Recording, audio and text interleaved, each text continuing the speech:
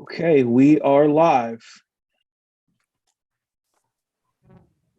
Good evening, everyone. Once again, here at the Barbershop Talk, where we're going to chop it up with some of our past participants, past guys who've been in the shop. And I wish we even had some ladies. We don't have any ladies this time. But we're coming to you at the end of the year. 2021 has been another long year with the pandemic, even though some of us have returned back to the offices and back to society and trying to get society and the jumpstart back up. But we're still not quite there with the pandemic. We have another variant that's out and is taking people out again. And we don't know where we're going with it, but we want to have an opportunity to check in with our guests that have been on for the year.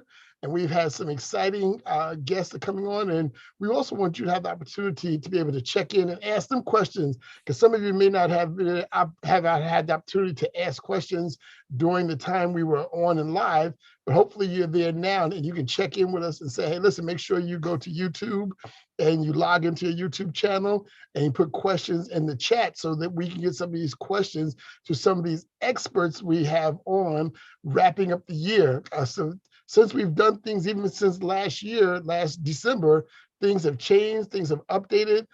Some of our guests that we've had have done some exciting things. And once again, we're going to check in with them where we're going forward and what we want to look for 2022. So as always, I want to introduce my co-hosts, Jerry and Mike. Jerry, how you doing? I'll start with you first, Jerry. I'm good. I'm still recovering from holiday food, brother. I got some working out to do, some food to put away in the refrigerator. I need to lock up. I can't look at it anymore. But I'm good. I'm excited about this barbershop. Just like you said, as we come to the end of the year, it just puts me in a place of reflection to just go over all the things that we talked about, all the things that I want to see show itself in 2022, and excited for the gems that we're going to drop today. So I'm excited about this place, and I'll toss it over to Mike. How are you feeling so far? Good, thank you. Hey, Jerry. Hey, Scott. I'm in holiday mood as well. I got the family holiday sweater. Yes. I pulled that off Christmas Day. You take the matching sweatshirts or matching PJ photos. Habari Gani. Yes. Right. Yes. Happy Kwanzaa. Yeah. I'm eating the holiday food too. I don't think I'm gonna put any kind of lock on the refrigerator though. And and trying to reflect. I'm checking in on my mother, my uncle, my wife is with my mother-in-law right now. Sort of a divide and conquer right now, and check the Nice. whole waterfront and make sure everybody's okay. And I want to hear what's going on with all you good people and all these good guests we have in the barbershop today. So, folks, as we said, we're going to go ahead and get in there and we're going to dive in deep. We're going to start it off and check out some of our guests that are here. We have a number of guests on, and actually people still logging on. We're not sure how many of our guests are going to jump in, but we have some outstanding guests from the past that we're going to get in. And well, while we're still here at DYCD, I'm going to jump over to Daryl Rattray. Hey, Daryl, how you doing since you're still here with us? Hey, Scott, hey, everybody. How's it going? I've been starting my diet for the past 4 days now. So there's always going to be one more slice of cake. Tomorrow it's going to start up. Listen, I don't know if you noticed, but you see my background? Yeah, I got some dishes there, right? There's some trophies there. That's really unexpected. Yeah. Right, there's a trophy for you, for Scott, for Jerry, for David. Just appreciating all that you guys have been doing this past year. It's been, as you know, this past year has been nutty. So it takes a lot to make sure you get on. Your energy has to be high regardless of the guests. Making sure we stay on topic. So thank all of you for all that you've been doing to support the Barbershop Talks and make sure it's successful. Thank you. Okay, so next we're going to jump over to Q. Hey, Q, how you doing? What's going on with y'all? Connect. I'm good, brothers. Thanks for having me on again. It's a great way to close out the year with some righteous brothers and sisters. I appreciate you all. What's the question at hand, brother? He's ready to go. Q is ready to go. Right on. Well, we're gonna just start once we introduce everybody. We're gonna just start throwing gems out there and see. We'll go back and check in about what's next. Dave from New Jersey, how you doing, Dave? We're all of our students. How you doing out there? Great. It's great to see you all again.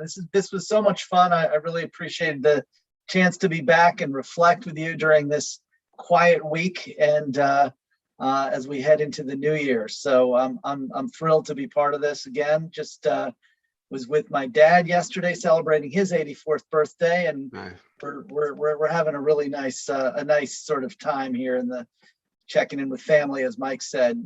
We've got all three remaining of our kids' grandparents, and we're time with each of them in these next few days. So it's really a nice time, but it's great to be with all of you and take stock and look forward to the year ahead. Great, Dave. That's a blessing. So now I'm gonna, as a New York City, I guess, replant, because I'm not really from New York City. I'm fake. I'm not a New Yorker. I'm actually originally from upstate New York, where my buddy Frank Williams is. As they say, Frank, we're upstate, right? Westchester's like really upstate. So I'm gonna turn it over to my buddy, as we say in New York City, upstate Westchester, to Frank Williams. Good evening, brothers. Hope you guys are well. I hope that you're pushing back. You know, the food was delicious, and we have to be careful with our weight, diabetes, and high blood pressure. And those cakes and pies have they have an impact. So we need to be careful with our weight. And recently, as you know, Scott and Brett and Reggie, we recently had a conference on December 9th, and our focus was on health. And we have to be mindful of keeping a healthy mind, a healthy spirit, a healthy body. We can't help people if we're not healthy. So we need to have that rule to guide us so that we live a healthy life. And also we can help others to live a healthy life. So I'm just going to end with that. It's good to be with you young people. You look good, you look healthy, and you just keep on keeping on. And as you know, in most modern barbershops today, we always have a young lady in the barbershop who's cutting hair or braiding or twisting or greasing the back or getting that grease way in the back there where you can't get. So we have Renita. How you doing, Renita? I'm doing well. I actually can get down with them braids, and I can lay those tracks. So, it is appropriate. If this were a real barbershop, I could work. I'm doing well. The Office of Neighborhood Safety is doing well in terms of what we've been doing since you last saw us. The office was entered into the city charter, meaning it was legislated into perpetuity. We are here to stay at the Office of Neighborhood Safety. So that's a great development since we last spoke to you. A nice Christmas gift for the team, but we're doing well. I'm happy to be here. I would love to see more ladies next time, but I'm glad to represent. Well, since you're talking about those tracks, I'm gonna have to go over to my brother Rose and see, since you got them tracks laid out. Go ahead and shake them tracks for us, brother Rose. Hey, good evening. Jahai Rose here from the CCRB. Happy to be with you all. Happy Kwanzaa, happy holidays. And it's always a pleasure to be amongst all of you. Appreciate Sister Renita in the house. And thanks everybody for letting me be back with you guys for the end of the year. So next we have up Dr. 700, the one who always talks about keeping his, I'm never gonna forget that, keeping his 700. And we have dubbed him the financial doctor. We have given him a doctorate degree. I don't know, is there a higher degree than doctorate? But we have Dr. Richardson in, because, and Dr. Richardson, I really got to call you because I got to get some financial money together, because, getting to about that age, that you got to start putting them bricks away. So Dr. Richardson, how you doing? I'm doing fine. Could not be more excited and honored to join you all today and kind of wrap up the year and add some input to your thoughts for next year. I'm happy to share with you two things. One, like you mentioned, my wife and I decided that it was time to start focusing on eating healthy. We put together a nice plan about 2 weeks ago. I lost 3 pounds in the first 2 weeks. And then the holidays came and she started making pies and cakes. I gained 6 of them back, but as soon as the new year turns, you gained 6 of the 3 pounds back. That's correct. You caught that, did you? And I'm just doing my part so that we don't have any left over as the new year starts, because New Year's Eve, I shared with you all, it's my 34th wedding anniversary right at the bell. Nice. So I'm all set for that. But I have this exciting news for you. Since we were last together, I think the number is 37 colleges, community colleges across the United States have raised their hand to start offering the very same personal finance course that I introduced to the barbershop. Nice. We're also just completing the first 8 weeks of that course for the YWCA of Greater Metropolitan Chicago. And they started off copying off of you guys, and then they jumped right into offering the training. So we're gonna touch some lives. You guys are touching lives, and I'm happy to be a part of that. So thanks for having me back. And then talking about lives, the guy who always brings us home and keep us humble about our lives and how much positive we have and how we have to always check in on each other. And that's none other than the Professor Brett Scudder. Man, good evening, my brothers. Good evening, and my sister. Love to you all for the holiday season. I love it, brother Eric. You're putting on 6 of the 3. Just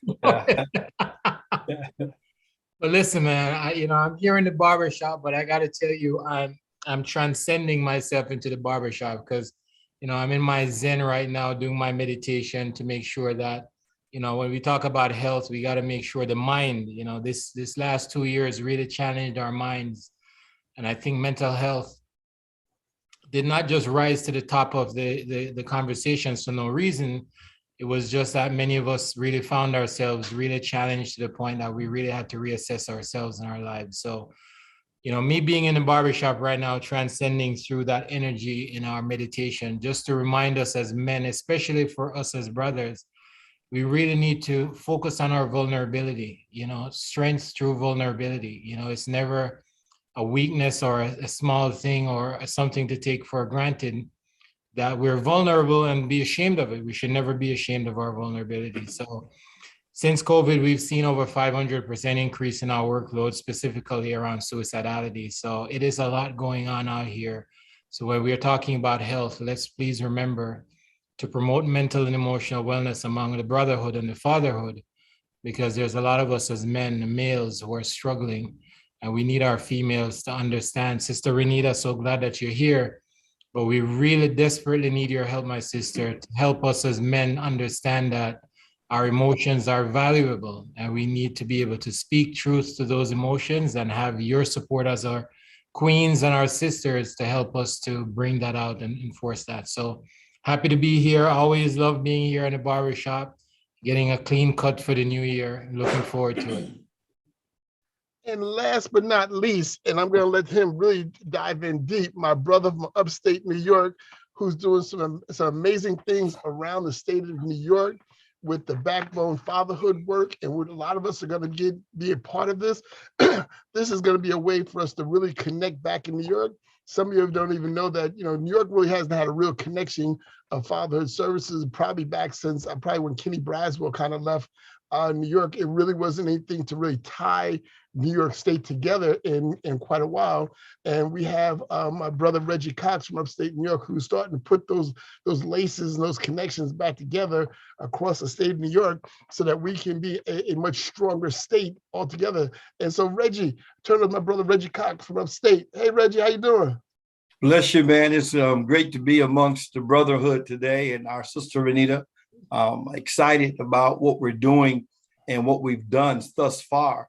But I believe that we all want to expand our reach. And I believe it takes, like Brother Brett was saying, vulnerability, but also add transparency.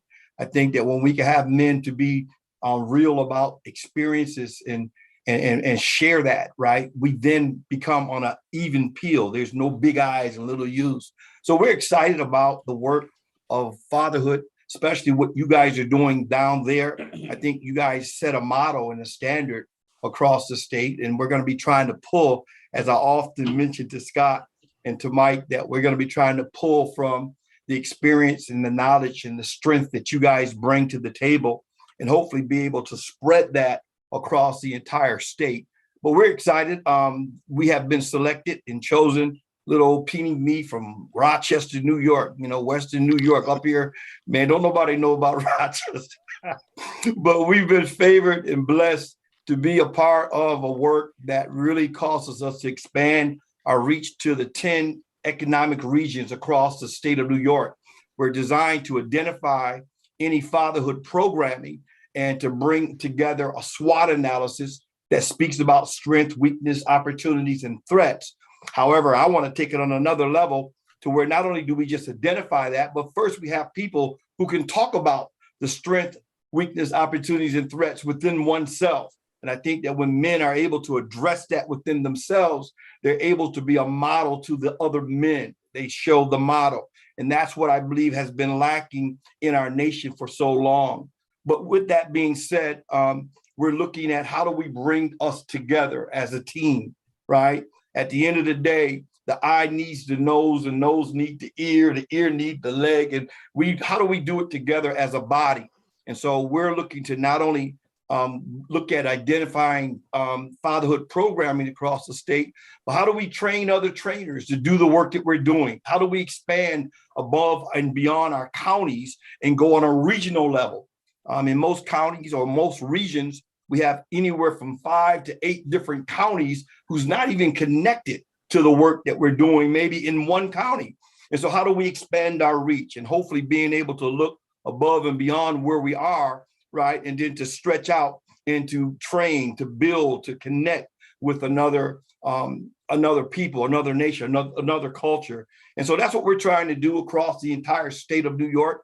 I believe that we've already started and made a dent in that, but we want to create a fatherhood community. That's what we're about doing, right? How do we create that? And we're going to need each other. There's no one big person that's doing everything right. I don't know about you all, but I'm a handful, right? I got one thing I can do well, but I got 10 other things that I need to work on. And so with that being said, we're looking to try and bring us all together, right? And how do we build? Look at the strengths that each one of you bring to the table and how we maximize, and then begin to look at partnering with other counties and other regions so that we can bring back the best version of fatherhood. And so that's what we're doing. We're trying to train the trainers to do similar work, right? I call it discipleship, right? One-on-one, right? How do we build? How do we edify? Three things I'm looking at real quickly that I'm gonna shut up. In this new year, I want to really walk in. You guys talked about wellness and eating and all that. I need to enhance that, the 5 domains, right? I might be spiritually, but I might be jacked up emotionally, right? Or I might be spiritually, emotionally, but my social skills need to improve. I need to communicate more effectively. And so I'm looking at the areas of discipline, commitment, and intentional effort, right? At the end of the day, before my days are over in the earth, I want to be strong in my areas of discipline, my commitment, and intentional effort. And so those are the things that I'm throwing out there. I'm believing that we're going to make a difference. And I need my brothers. I need you all that we can link together and make this happen across the state. And I'm looking for your ideas, suggestions, and support. So thanks, Scott, for allowing me to have this moment, Mike, you guys. And I'm just really trying to be a part of what you guys already got going. I appreciate you all. So Mike and Jerry, y'all want to jump in? Yeah, absolutely. Brother Reggie hit me when he said discipline. Like, I don't even know where to go with that right now. Like, it struck a personal chord with me. I was thinking about like different moments. I got very personal, different moments in my life about where I have or have not applied the appropriate discipline. I think that's a great watchword for me personally. I hope we spend a little bit of time tonight thinking about that, but I don't want to delve too far into, my kind of my own internal. I'm still processing that. I just think we got a great group of folks, and I'm amazed that people already have announcements. I think that's what you hope, since we've been in the barbershop, that, people who have busy lives, who are up to a lot, spent time with us. So it's really not a surprise, but it's still really delightful to hear. I want to kick it back to Renita to hear a little bit about how that pilot was successful, how city government is determined that we need to sustain that office into the new administration. And again, congratulate you and your colleagues for making that happen. how did we get smart enough as a city to realize that your work needs to stay? I think that that's a testament to all of the community members and the community-based organizations who are out front doing the work. So for those who are not familiar, the premise of the Office of Neighborhood Safety, which is made up of the Crisis Management System and the Office to Prevent Gun Violence, the Mayor's Action Plan for Neighborhood Safety, which I lead, and the Atlas Initiative. The whole purpose of those three initiatives together is to really holistically try to strengthen community by centering those who are most impacted by what has historically transpired in communities of color. Those who are most impacted by that should be out front leading on initiatives. They should be directing us as government about what communities need to not just be safe, which is of course of a primary concern, politically, and of course to the people who live there. No one wants to hear about young people losing their lives to gun violence prematurely, or anyone for that matter. But it's really for us about how do we stop that more upstream before we get to the point where we're at the impact of someone holding a gun and pulling the trigger and changing their life and the lives of those around the victim. Before we get to that point, what can we be doing? What is the community that we can build? How can we be investing in individuals, supporting the social fabric of that community and the community members who are really there and have been holding that community down for decades? How do we acknowledge that with not just the fiscal commitment, but the commitment of our office and of government to sustain the work that they're doing? We're supporting them. We are trying to clear inroads and make inroads to uplift the work that's already being done as a community for Black and Brown people. We are the communal way is the way. It's like everybody's your auntie, grandma, cousin. Like we're all family. Everybody's play cousins and all of that. And we don't thrive in isolation. We're very much so about the collective and the whole. And so this really, our office is really about supporting that. Like, how do we support the physical environment? How do we make sure that people are living in a humane way, that they step outside and they're looking at the conditions around them and feeling like, whether I live on the Upper West Side or whether I live in Brownsville, the government is just as committed to me and committed to my neighborhood as people who may be better socioeconomically situated than I am. So the work of our office has really just been about uplifting the organizations who implement the crisis management system and the cure violence model, uplifting the residents who are working with us on the neighborhood stat initiative and who have really been leading on helping government identify policy solutions to the challenges that they see in their community, and really not trying to create this cookie cutter, what's good for one is good for all situation. We have to actually listen to people. We have to get out in community and really be at the table with folks, showing them that, it's just not performative that we go to a town hall and then they never hear from us again about the things we're following up on. We're in relationship with them. We're accountable to them. These folks know my name. They know my family. They know my kids. They've watched my kids grow up. We are actually accountable to the people that we are working on behalf of. And so the Office of Neighborhood Safety in the city, I think, has acknowledged just the meaningful connections that we built with community, with residents, and with organizations, and also the work that we've seen the results. MAP has been evaluated, and we've seen statistical significance in the outcomes. It's in terms of traditional, I'll talk a little more about what we've been doing on this front, but usually when people think about safety, they think about crime data. What does the crime data say? Crime data says it's up, and the neighborhood's bad. If it's down, then it's good. That's not the way we like to look at things, but just in terms of an evaluation, we do see an impact on our work on person-related misdemeanors, on folks' awareness of government services, on their willingness to work with government, on their willingness to work with one another. And all of those things are really key, quality of life and social kind of things that our initiative focuses on. And the cure violence, the crisis management system has seen results through their evaluation as well. So I think we've shown both on the qualitative side and the quantitative side, the importance and the value of this work to the health and vibrancy of the whole city, not just to those communities. Thank you. One thing that I'm really blown away by, Renita, as you share all of that, is I'm reflecting back on when we had the pleasure of having you and Daryl and Jahi in the barbershop going back, I guess, February, when we were talking about transformation. And we were talking about transformation at the community level, at the group level.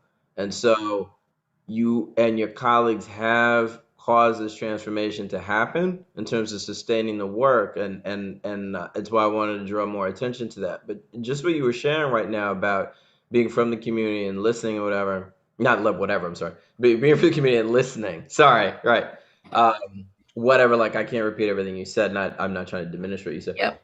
And then the other piece just then about, and again, I'm framing this in terms of transformation because we were talking in February about transformation. You and your colleagues have actually transformed how people are talking about what safety is, and that contributed to sustaining the agency. So it's not that crime statistics are unimportant altogether, but they don't tell the whole story. You just pointed to all these other things that I think anyone that's been following the barbershop and with us, those things would also be important to all of us too. So shifting the conversation gave force and energy to the people that you've brought into the conversation to sustain it. I think that's really cool.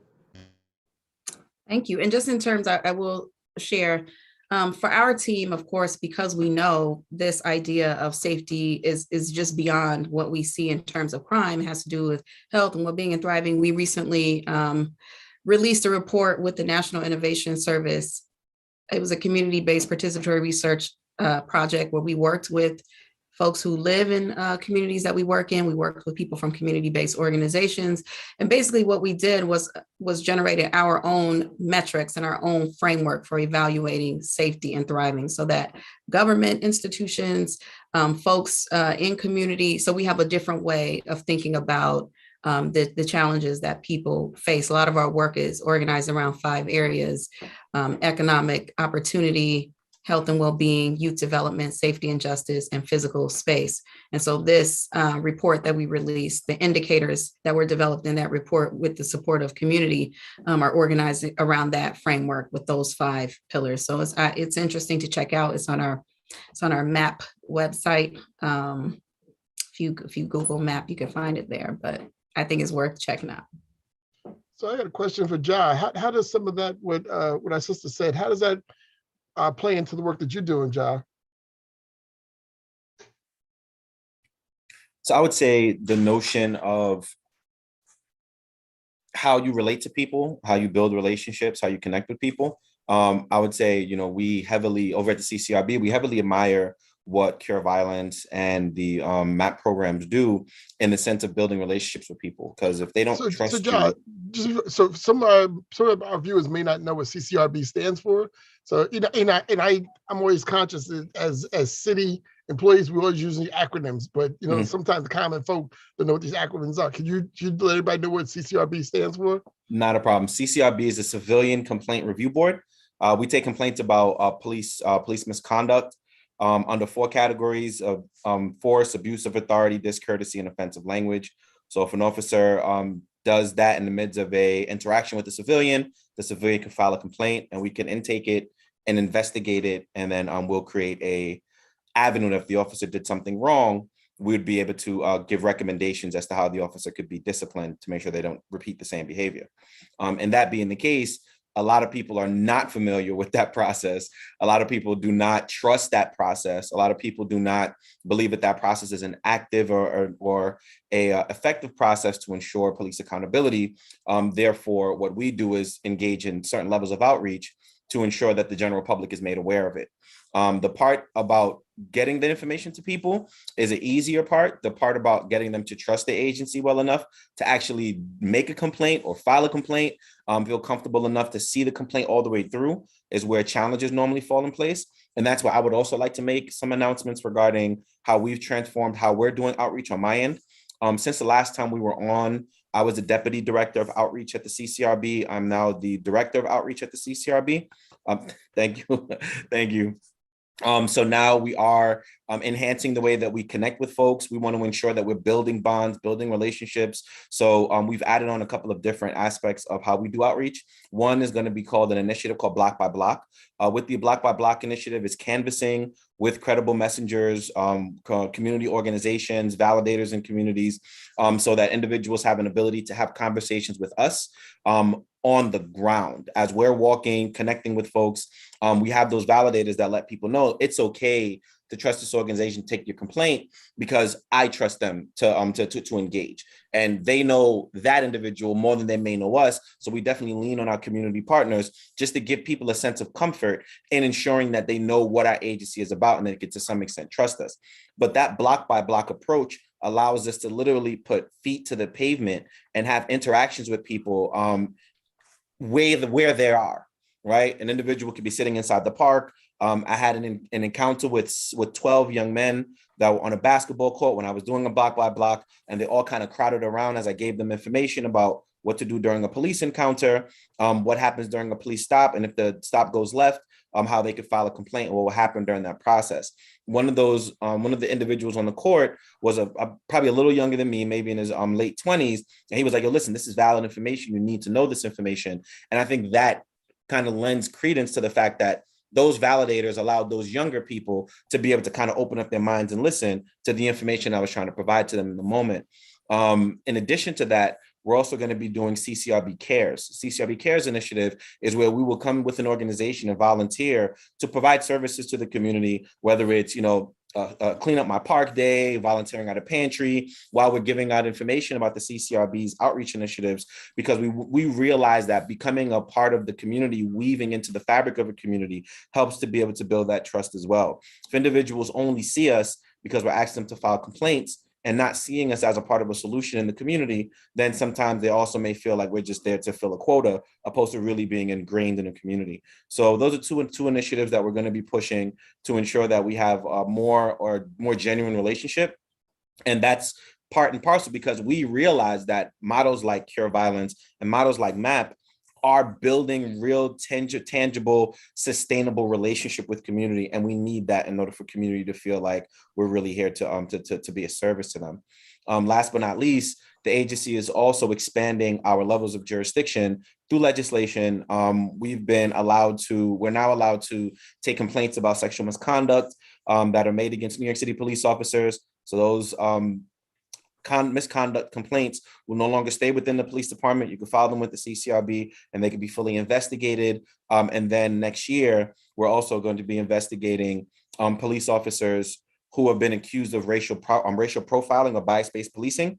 The average person would want to believe that we were always able to investigate that, and that wasn't the case. Those cases would be intaken by the CCRB. However, they would be forwarded to the Human Rights Commission for investigation. So as of 2022, they will stay in-house within the CCRB and we'll be able to investigate those internally. So as we expand our jurisdiction, also coming next year is the CCRB will have the ability to self-initiate complaints. And that means we will not have to wait for an individual to file a complaint about misconduct if we witness the misconduct ourselves on social media and news media. Sometimes that wait for somebody to possibly pick up the phone and say, hey, somebody has to take accountability for this may be the difference between somebody actually maybe the difference between an investigation being filed and one never coming to light because no one actually took it upon themselves to say, let me call or contact the CCRB about that, even if we saw it in front of our faces. So with that expand to the jurisdiction, we hope to be able to, one, reach more heights in the sense of really being independent and being able to hold officers accountable and make this relationship between community members and police officers that more tangible, because we know that reciprocity is a part of relationship building. And if there's no accountability for police officers when they do their jobs inappropriately, then unfortunately the community will not see them as protectors. They will consistently see them as a part of their community that could run without any type of accountability or any type of impunity if they do something negative to the community. So that being the case, CCRB is here to help. And if there's any other questions, feel free. I'm definitely here for this conversation. Q, you want to jump in? Yes, sir. Yes, sir. Firstly, I want to say to Brother Reggie Cox is that we know Rochester very well. I co-founded the National Fatherhood Pledge Against Violence in Rochester with former council member Adam McFadden and from Heels of Greatness, Gina Cruz. And we'll be celebrating our 8th national pledge in Rochester this year, hopefully in person, and also the 15th annual Father's Day pledge here in New York City. And again, hopefully that'll be on the city council steps. And I know many of you have been part of that and we appreciate that.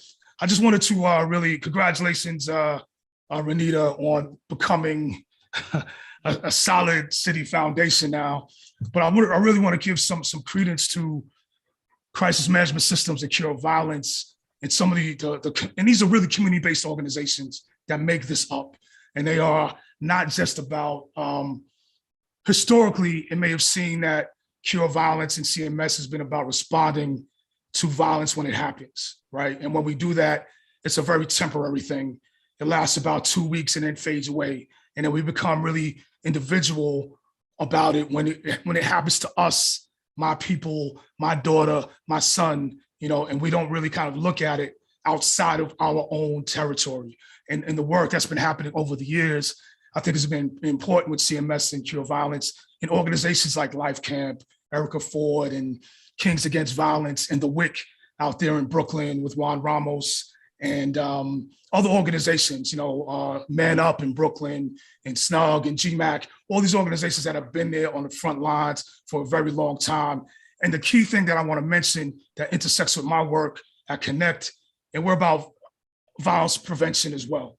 But our entry point into violence prevention is through intimate partner violence, domestic violence, which is an intersection with gun and gang violence as well. So our work together and prevention work together is really causational, because if you can prevent domestic violence in the homes and communities, there's an automatic link connected to gun violence in communities as well, and vice versa. So that work is inextricably linked. So I just want to really say that, and that also prevention is critical and crucial. We talked about stats, and one of the things that those organizations and domestic violence organizations like Connect and others have a really difficult time is measuring our impact in terms of our prevention. And we're really trying to not only prevent violence from happening in this city, and there's not that many places where it exists, where it does not happen already, but how can we prevent future incidents of violence? And not only within our catchment area, right? We want to make sure that we're not just pushing the violence that typically happens in one catchment area to the periphery, which may be in somebody else's catchment area. We want to truly, at its core, look at the root causes of violence and prevent it that way. And then we have to also look at men and fathers and our role in that. Because if you dig a little bit deeper in any form of violence, you're going to see a man standing there, right? And you're going to look at all different types of men, from black to white. So race and gender is a critical part of this conversation around domestic violence and gun violence and fatherhood, right? And, and I'll be remiss if we did not talk about COVID and its impact on our work. Each of us, all of our work, no matter how we're working with men in any type of way, has impacted who we are and who our clients are, and communities that we work with around their manhood and around their fatherhood. COVID has been that equalizing factor, the thing that controls and determines and redistributes all this thinking that we have about our gender roles and what we are as men and what we are as fathers.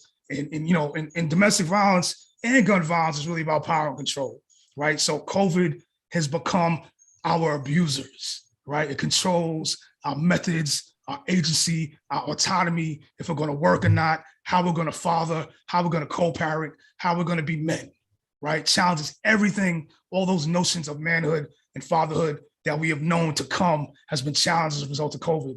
And what I've been talking about in our men's roundtables that we've been doing weekly now since COVID, and we talk about topics just like the barbershop and more, week to week, about manhood, accountability, the transparency. The other brother talked about all of these things and all the topical issues and how it impacts us as men and as fathers and as human beings in our communities.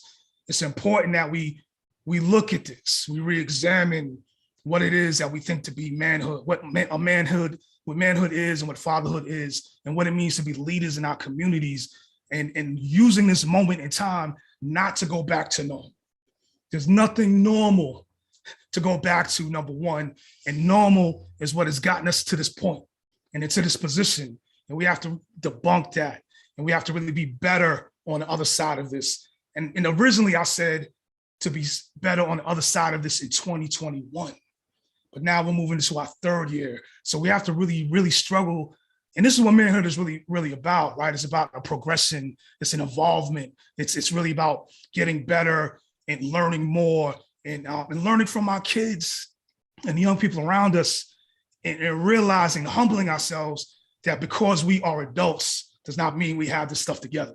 We got to really work at it, work with, young boys and young girls, and we have to ally and be accomplices with the women in our lives. And that's one thing that COVID has taught us, is that we cannot do this by ourselves as men or as fathers. So I just really wanted to say that our work needs to continue to be intersectional on multiple levels. Men and women, boys and girls working together. We have to be intersectional about how we look at race, class, and gender. That's a paramount piece. And we also have to look, I know a lot of this is systems-based, but we have to look at holding systems accountable, because the systems are not working for everyone in the same ways. And I'll just simply say that. I'm not going to get deep into that, but also looking at how can we hold systems accountable and how can we also, work outside of systems, right? Look at restorative and transformative justice, that means of dealing with these critical issues, because the whole point about my work with fathers and many of us in working with men is we're not trying to throw them away, right? Men need to heal. The vulnerability as a strength has to be the basic level, right? All of these things are so important. We need to be well, and we need to be whole as men and partners with the unusual suspects. And I'll leave it with that. That was powerful, Q. I think that's actually a perfect space for Brett. When we talk about the vulnerabilities of men and what does that look like as a whole. I know, Brett, you wanted to jump in, so I want to create space for you real quick.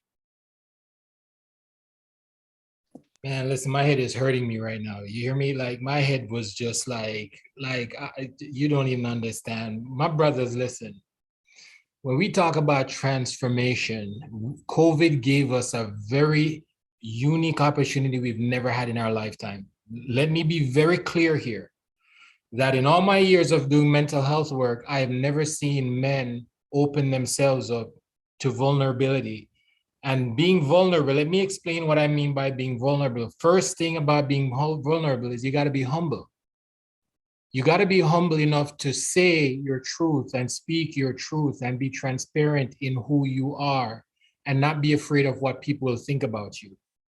COVID gave everyone an opportunity to use COVID as an excuse to be humble, to be vulnerable, to be transparent. And nobody would look at you like something is wrong with you, because we're all affected by COVID. Where we're having a big problem here, which I am so uncomfortably nervous, is the fact that when the humility and the transparency and the vulnerability now come together, and the men are like, not only the males, but people in general are seeking the help, they're not being met with effective services to help them.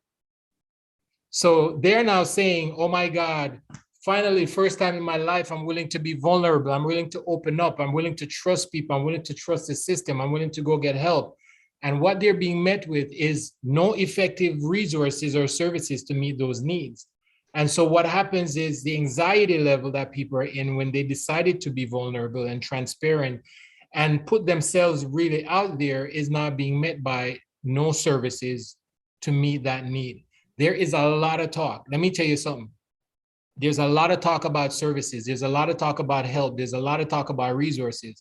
But if you have ever tried to get the help and the resources, you are in a whole nother world of problems, okay? And so when we look at it, one of the things that I learned years ago is when you're trying to get someone to open the Pandora's box, you have to be very careful of when the box is open, what comes out and all the things that come out cannot be closed up again. That box cannot be closed.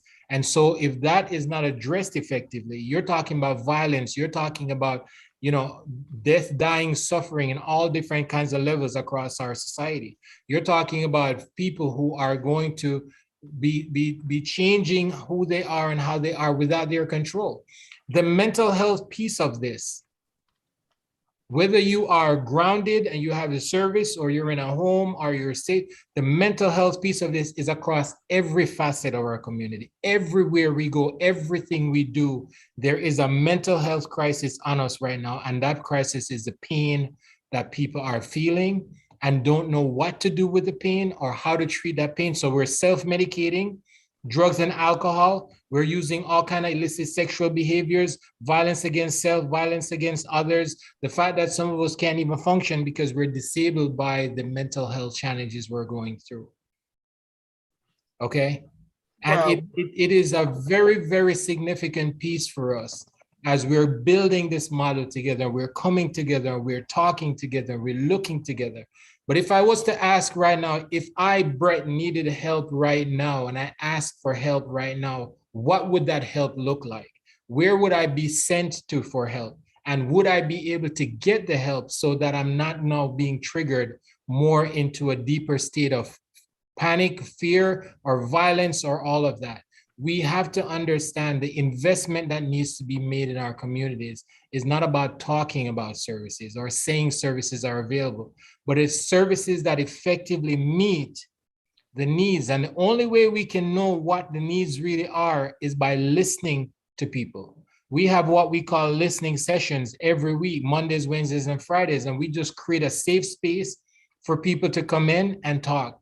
And what we're doing is teaching them that it's okay to be vulnerable. Humble yourself and know that your experiences and what you're going through is valid. It's your experience. No one can tell you how COVID has affected you or this whole lifestyle.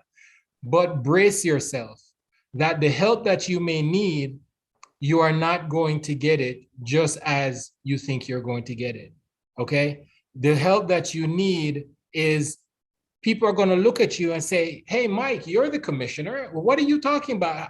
So immediately you're being looked at by your title, your role, and where you work. But no one says, hey, Mike is just a brother. He just forget all of that. He's just a brother who's reached. You know what it takes to be vulnerable?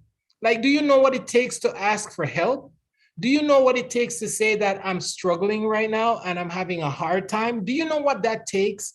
And what that experience can lead to? And then we're going to meet that with a lot of talk, but nothing really is tangible. That's what we need to focus on. We're never going to really resolve anything until we really get to the heart of what is hurting our people, what is hurting our communities, and what resource tangibly is going to meet that need. Because all we're going to do is just like we've been having for the last 5-10 years. We're doing all these assessments. We're assessing people with mental health conditions, but guess what? There's no service to meet the need. Depression, anxiety are the leading health conditions, but where do people go for treatment? Where do people go for services? So we have to be very, I'm sorry, Scott, give me a second. We got to be very careful. We're transforming. And in that transformation, it's not just a word. It's an experience. That experience is a very hard experience for many of us. And so while we're in these circles and we're talking and we're building together, let's put emphasis on putting titles and roles aside and looking at each other as an individual, a brother or a sister, and say, you know, Brett, if you reach out to me right now, I don't care if you're the commissioner, the wazoo, God, Jesus, or whatever it is, I'm just going to see you as a brother saying, Brett, I need help right now, and I'm going to give you whatever help I can get. Let's deal with everything else after, but meet the need with something that is tangible. And that's where we're losing. I'm telling you right now, we're losing a lot of people who are no longer interested in asking for help or getting involved in any community initiative, fatherhood initiative, all of these, because they have been failed systematically when they have chosen to come out and ask for help. They have been failed because of the vulnerability that they humble themselves to say, okay, you know what, I'm going to be humble and transparent with you and tell you, this is what I'm going through. Now, you said you can help, you're offering services. Can you help me? I'm sorry, I can't help you because you don't meet this requirement, that requirement, or da-da-da-da-da-da-da. What do you think we've done? What do you think we're doing? The transformation is a process of experience. Let us look at the experiences. Let us assess the experiences so that everything we're doing going forward for 2022 is more effective. We're already effective in what we're doing, but let's be more effective in the quality of what we're offering. and the impacts that we're making. Wow, Brett, I want to jump up to a newcomer who just came into the barbershop, who's on the front line here at DYCD with our fatherhood program. He goes by the name of Diverse. Diverse, I see you had your hand up. You want to come on real quick? Hey, what's up, Scott? I'm on my phone, but I wanted to jump on because I didn't want the guilt of not being on the last barbershop.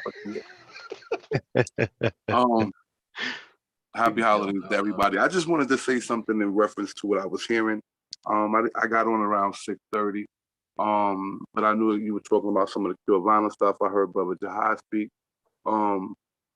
And part of what I wanted to say with regard to the work that we do, that we all do, and I'm glad we all hear from different facets and different walks and different service providers and angles that put us in a position to create these wraparound services, right?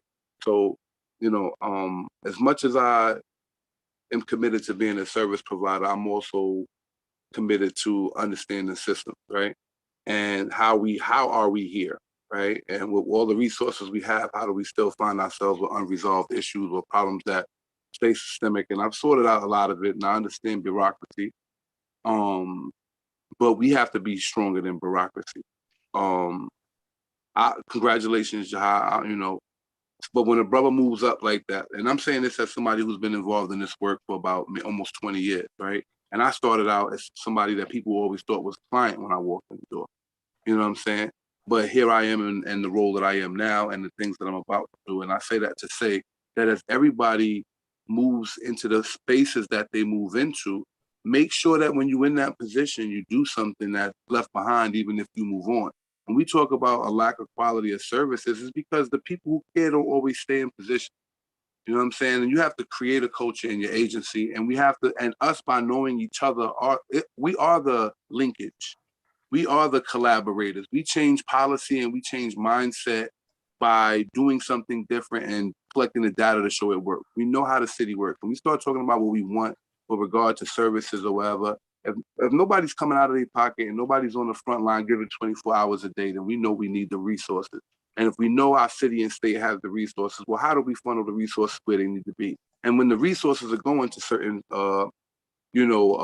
people who receive these resources and funding to do things, what's the efficacy of those programs and those agencies, and how well are they running? And are we being effective? And like the brother said about catching the area. So yeah, catching the area is quiet, but everybody else is getting shot everywhere else. What are we doing?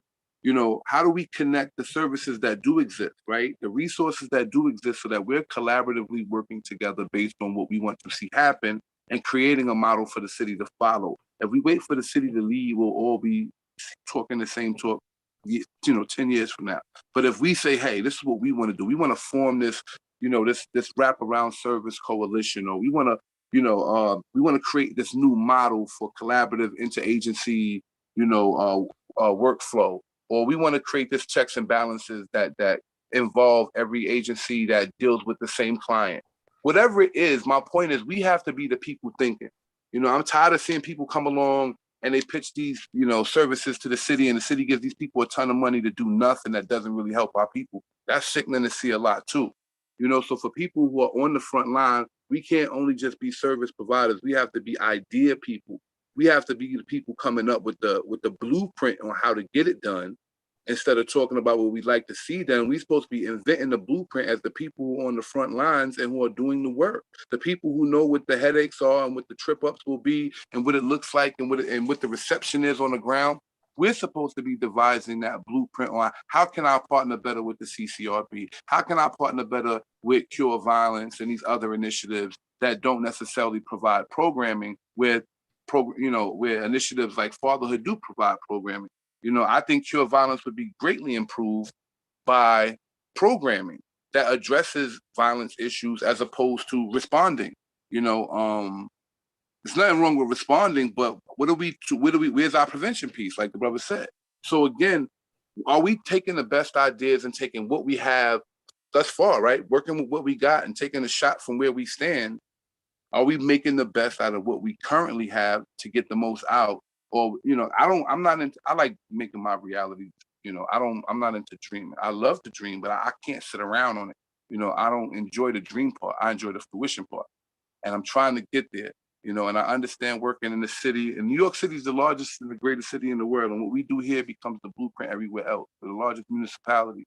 And I think that makes us the greatest experts around the country if we are in the largest municipality, and that we, like I said, should be creating a blueprint on interactive, interagency collaboration so that we can best serve our families in every way possible and not have this separation where everybody's getting funding to do separate things that don't, if we work collectively would actually get result instead of, a little here, a little here. I'm tired of this incremental stuff. And if we're the people in position, then let's do it through relationship. If that's how it has to happen, then let our relationships make it happen. But that's what I'm saying as far as 2022 is concerned, and as far as moving forward with problem solving. I think with all the agencies and everybody at the table and all the resources at the table amongst ourselves, we should be able to come up with a model for something to see a new result, and I'm willing to do that within this next year too. I'm willing to come to that table and help hammer that plan out. Thanks, y'all. I appreciate it.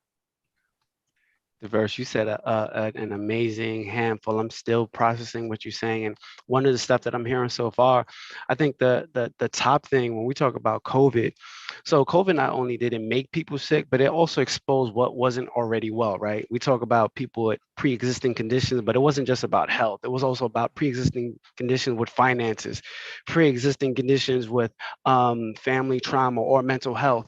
So it wasn't even just people. We're also talking about pre-existing conditions that were fractured in local and state government. COVID leaned into the inequity in the national workforce, into systemic racism, into the societal and health inequities. When we talk about all these things, where you were coming from diverse world, like how do we create this new model? I want to bring this over to Frank.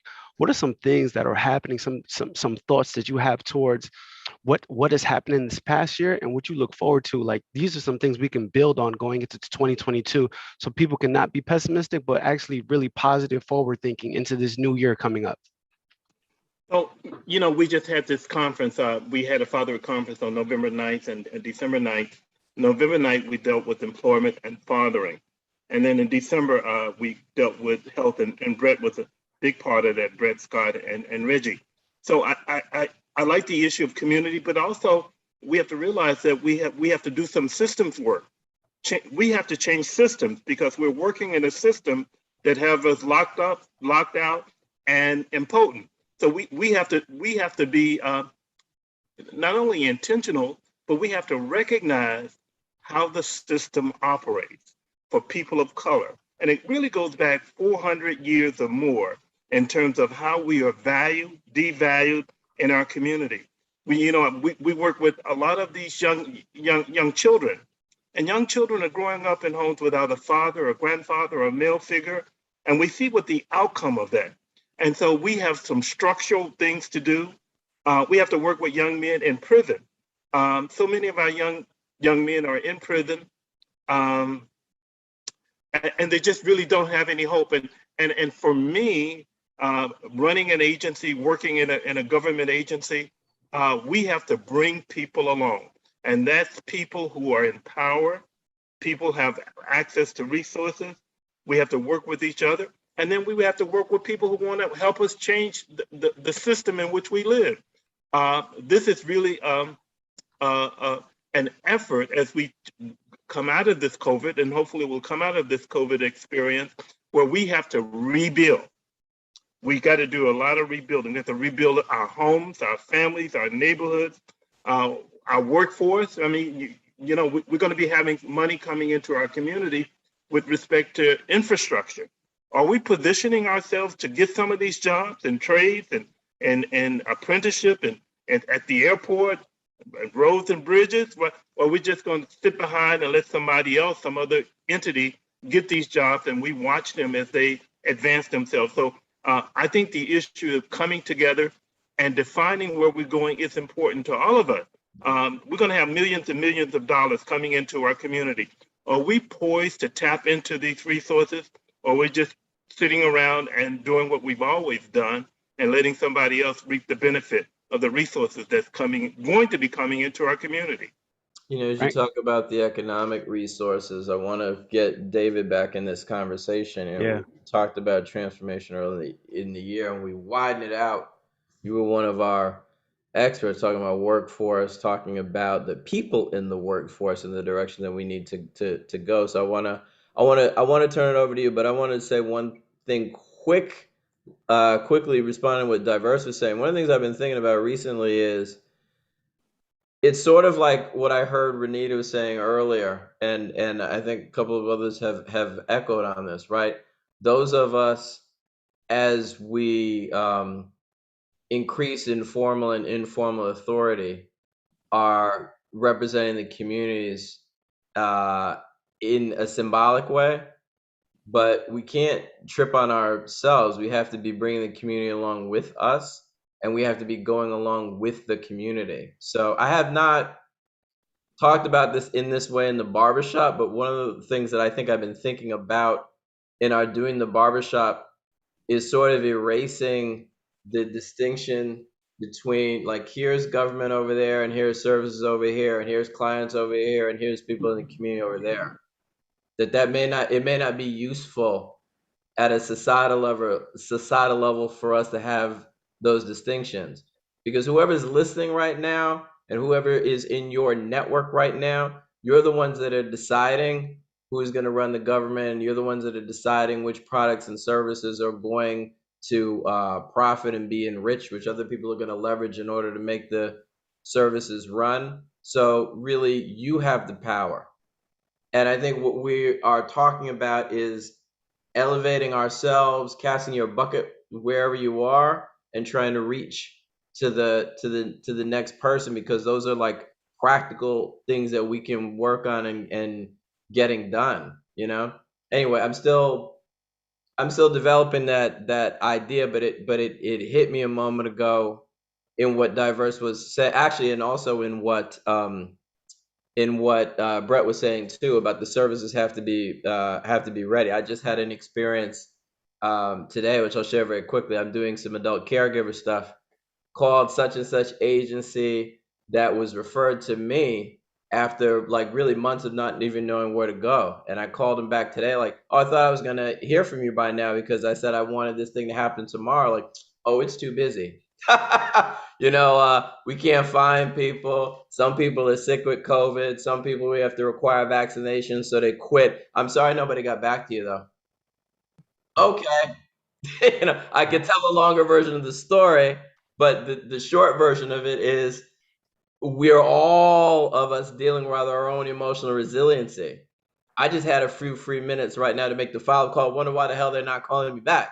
Oh, that's why they're not calling me back. And have to keep it moving. It doesn't matter who's the deputy commissioner. You know, they didn't care. They don't care. You know what I mean? And it's not even they don't care. Everyone is dealing with the same stuff. So anyway, I want to swing it back to David, because I think you're going to have a lens that we really want to hear from right now. Well, Mike, thanks. And I want to pick up on what Frank was just saying right then, but so much of this has resonated. You know, I work in statewide level, and the implementation of the policies and the money that we try to pull together and resources. When I listen to this conversation with this incredible group of people, each of you working with a different lens and working together, and frankly, building these connections to collaborate in this amazing ecosystem of this giant city across the river from us here in New Jersey. It's just remarkable. So I just want to, kudos to all of you and what you're doing. And it's an inspiration and a reminder. When we sit in state government, we did an initiative 3 years ago that we've been building on, and in 2022 we're going to expand, which is our free community college, 2 years of free college for people with incomes under 65,000. And there's 18 community colleges in New Jersey. They're all implementing it, but how that gets implemented in different communities, it's different in Essex County, which has Newark, than it is in Middlesex County, which has New Brunswick and Perth Amboy and what have you. That just looks different. And so we've got to pay attention to what folks are saying their needs are. It's not enough. And I always say this when we're trying to help people pay tuition for college, which is, what my agency does. But But when we're doing that, that is not enough, right? I mean, we've got to, once we get people access and affordability, the next piece is success, right? And there are a huge constellation of needs. It's, you know, the world that we see of people who are trying to take advantage of the opportunity to grab some of these jobs that are being created by getting a college degree. You know, it's a little microcosm of everything all of you have been saying. They're more vulnerable than ever before. COVID has thrown everyone's life for a loop. It's certainly thrown college professors, the students, the administration, everyone is trying to do things differently and not always successfully. And so students have in fact been more willing to say, I need help. And then to Brett's point, the services aren't there always because we don't know what to do for those college students when what they're saying they need is a challenge that's never been dealt with before. So I am very humble about the limits of what we are about, but we do have this new initiative starting next fall 22, which we're very excited about, to add the 3rd and 4th years at one of our public 4-year schools. We have 11 4-year universities and colleges in New Jersey, and they're all going to give years 3 and 4 tuition free to that same population, family incomes up to 65,000, which is like, you know, 40 or 50%, well, almost 50% of all the students who go to public colleges in New Jersey are in that income bracket. That's a big chunk that we can really make college more affordable. Actually, we can change the paradigm. We can change people's belief that college is accessible. If you can start the conversation with people saying, I could afford this because, gee, there's this message out there about, you know, tuition is waived for me. It's free tuition. You know, then all the other challenges that may be blocking folks from success, including, you know, the job that I was going to do while I went to school, that job has been disrupted by COVID. You know, the other things in my life that are preventing me from moving ahead.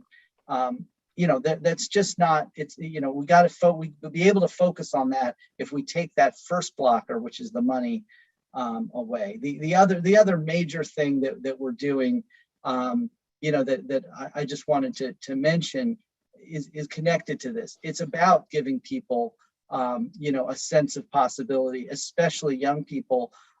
There's this belief that college, you know, is for other folks, and that you know, that there's no jobs that, you know, that'll make it worth it to go to college. Is college worth it?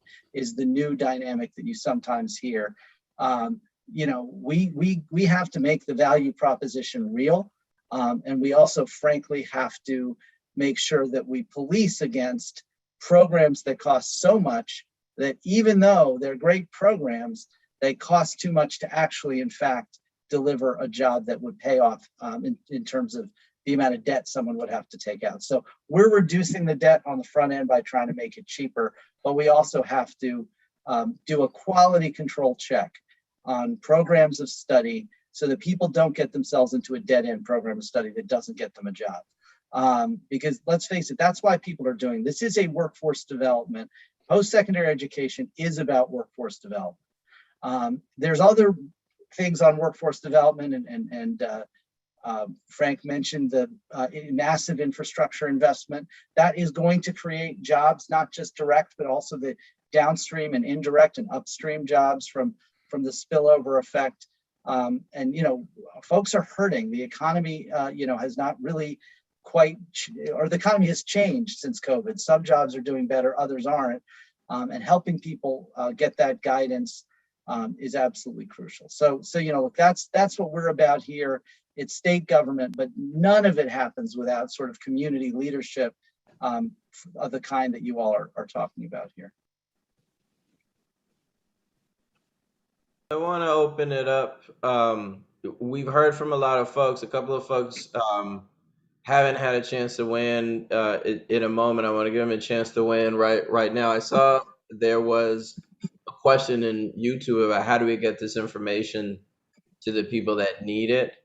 And I thought Renita and Jahi gave some great concrete examples about walking with the community, about having credible messengers in the community who help carry on the messages once you have a chance to seed them.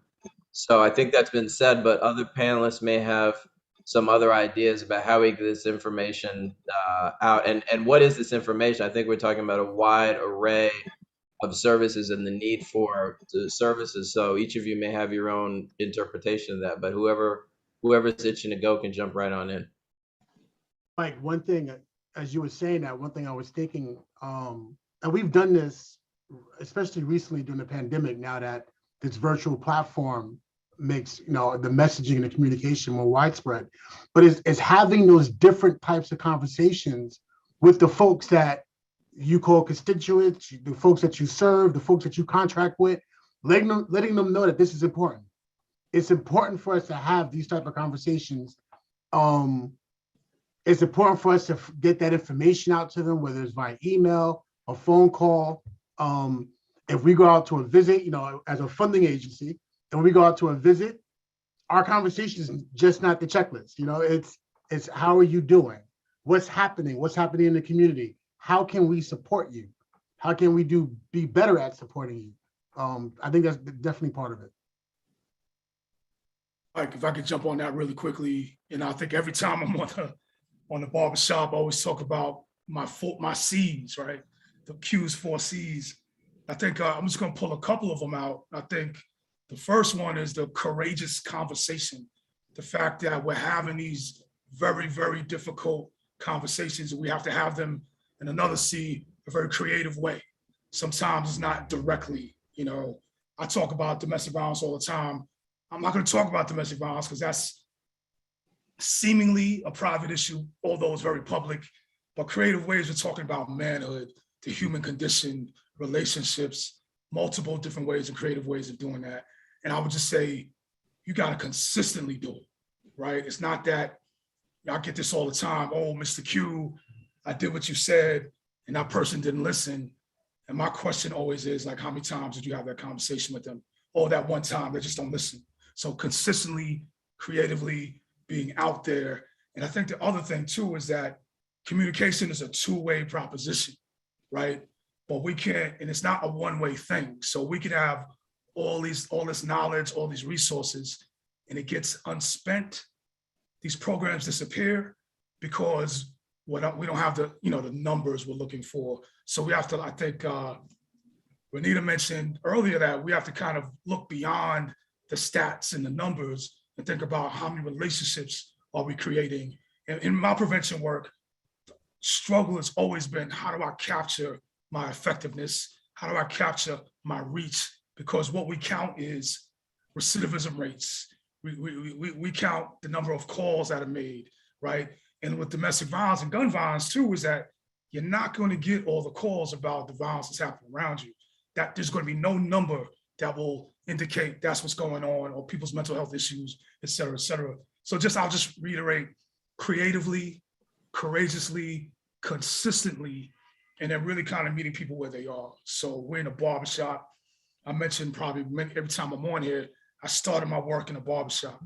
I was running batterers groups after hours in the barbershop because that's where the men were. That's where the young men were. That's where minds were being shaped around their masculinity, about their manhood, their entitlement, their privileges. So we got to go where they are. You meet people where they are. And communication is about language, speaking in a language that people can understand. A lot of the language that we use on this piece is jargon, right? People don't know masculinity. They don't know even what mental health is. We have to break things down around, how are you feeling? Do you have the power, the ability to do the things you want to do, and start there? So sometimes it might not be a conversation about X, it might be a conversation about B, and then we'll slide in X into the conversation as well.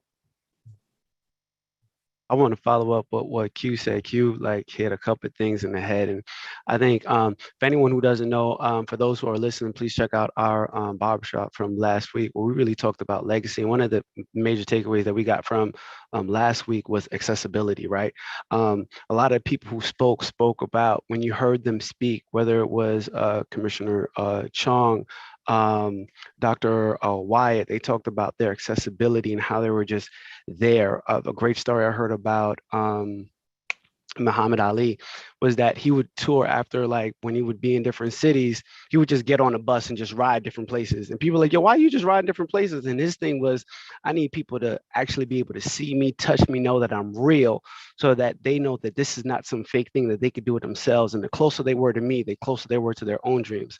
The reason why I share that is to say the level of accessibility that people have to all of the services that's being granted is key.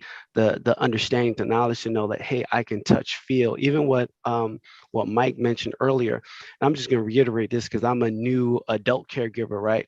Having to take care of my mom changed my whole world and what that looked like as my own mental health. Like I didn't even know what that meant and what it looked like to break down and then be vulnerable. I needed support to support my mother. And I share that to say, what does it look like to make it real? And I'm actually going to take this same concept, I'm going to pivot it a little bit into finances. I believe Frank mentioned earlier about how do we position ourselves, because we're going to get a lot of money and opportunity in different areas, just like services that we're going to bring to the table.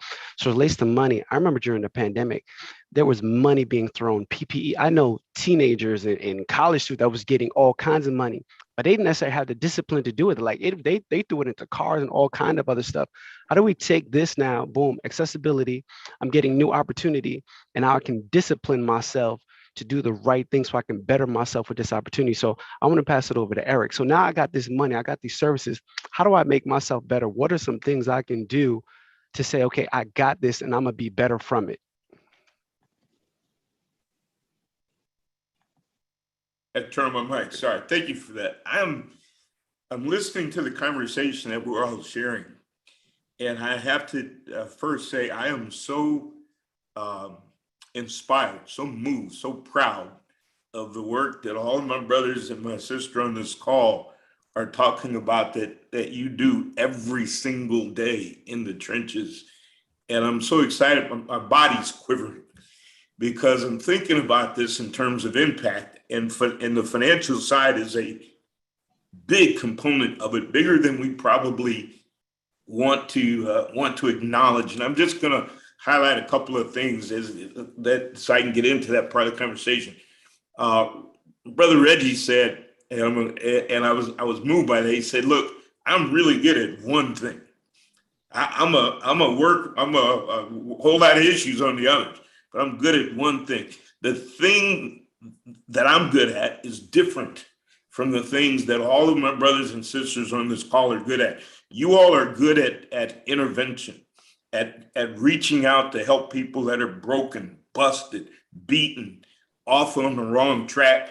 And to quote something that Renita said that really kind of brought a tear to my eye. She said, "We are not going to abandon you. We're not going to come to a conference and make a speech and go away." And in my world, I view the world as offense and defense. Defense says, how do I respond to what the other guy does, to the 400 years of generational wealth gap, to the oppression, to the exclusion, to the things that broke us to the point that we have so many people that need our help.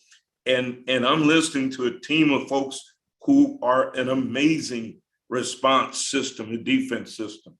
My skills, this thing that I'm good at, Reg, is offense, which says, how do I not get in that box in the first place? And so I want to talk about the financial aspect as a way that maybe I can find to contribute based on my skill set. And I'm really wanting to get to this thing you guys mentioned, the root cause. I wrote it down. I got it in big green letters on my root cause: violence, fatherhood, manhood. And let me just make a point. There's 400 years of this stuff, right? I just want to make a point to this team because I want to convince you all to let me help. If I am hungry, if my kids are hungry, if I have no money, or if I have a job that doesn't allow me to support myself or my family, or if I blow what money I do get, if that's me, I'm going to be in one of your programs. If I have no job, no skills, no hope for a future, I'm going to be in prisons, in domestic violence, a bad fight. That's how I get into that program. Two ways that I want to add offense to this team that's my area of expertise. You know that I teach a course in personal finance. 62% of Americans spend more than they make and are in debt every single month. It doesn't matter how much your income is. If you make 30,000, you spend 50,000. If you make 100,000, you spend 150,000. We don't know how to manage money. My company has a course that teaches that, and I'm making that course available however we can provide access throughout all the communities that you work in. That's one way. The other way you don't know about. For 32 years, my company has trained salespeople in 40 countries. Our customers are Microsoft, American Express, Hewlett Packard, GE, Siemens, Honda. Think about New York City. Every company in the city, from insurance to construction to manufacturing, healthcare, retail, food, clothing, automotive, IT, technology, every company in the city runs on sales. Before this conference started, I Googled New York City Indeed open sales jobs from $50,000 to $400,000. You know how many open jobs there are in New York City? Between $50,000 and $400,000 right now today, 18,500. My company can prepare people to be competitive for sales jobs in 5 days. Or if we do it 2 hours an evening, twice a week, we can prepare people to qualify to get 6-figure jobs in 4 weeks. If we can touch the ability to earn a real living, Brother Frank talked about the infrastructure coming in New York City and the building and road construction. Let me tell you something. I can pour concrete for $14 an hour. But if I'm the guy that sold the concrete pouring job, I make $400,000 a year. So I'll leave you with this. From a personal financial training standpoint, if we want to make that education available to our people in our communities, to our community colleges, I own this company, you got it. But I also own our sales training curriculum. And let me just be clear. Here's the thought I want to leave you with. What if this barbershop organization of all of our collective touches, what if we were responsible for placing, I don't care how many people we train, what if we were responsible for placing 300 to 500 people a month into 6-figure jobs every single month? What if we added that to all of the support that this collective team provides to people who were broken in the first place? What if we in parallel, while we're fixing people, we're building people that don't need to get fixed, or we're taking the people we fixed and putting them in the mainstream? I'm not talking about $14 an hour. I'm talking about 6 figures. If Microsoft, American Express, and Honda, and GE think enough of our training to send my team to 40 countries around the world, it's probably strong enough for our people to get jobs in New York City.